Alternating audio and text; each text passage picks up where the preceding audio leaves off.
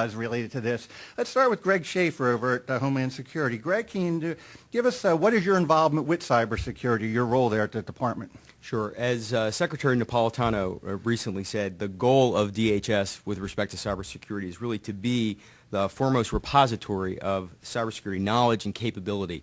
Our goal and mission is really to ensure the security, resiliency, reliability of the nation's civilian critical infrastructure networks. And that goal requires execution in a variety of areas, including establishing a frontline defense, which is the primary thing we're about at the moment, and then working with the public and the private sector to advance cybersecurity interest awareness and collectively protect the networks as we go forward. So that's really the primary focus. Yeah, terrific. So do you think that DHS has made some progress that you'd like to talk about? Sure.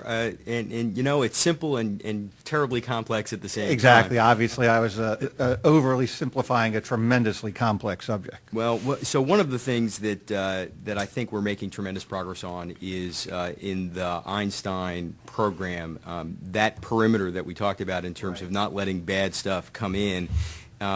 We're doing a three-stage program, as I talked about, and we're doing those simultaneously. So we've got the flow monitor piece, which is giving us situational awareness. We've got the intrusion prevention piece, the intrusion detection piece, which is currently being deployed at DHS, and plans are there to test at other agencies.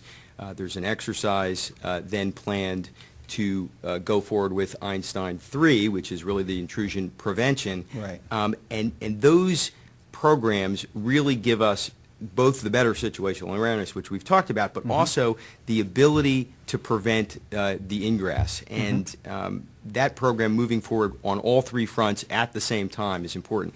I also wanted to mention the goal and the issue of privacy and the protection of the civil liberties, because I think anytime we have a show and talk about cybersecurity, you've got to address that privacy side.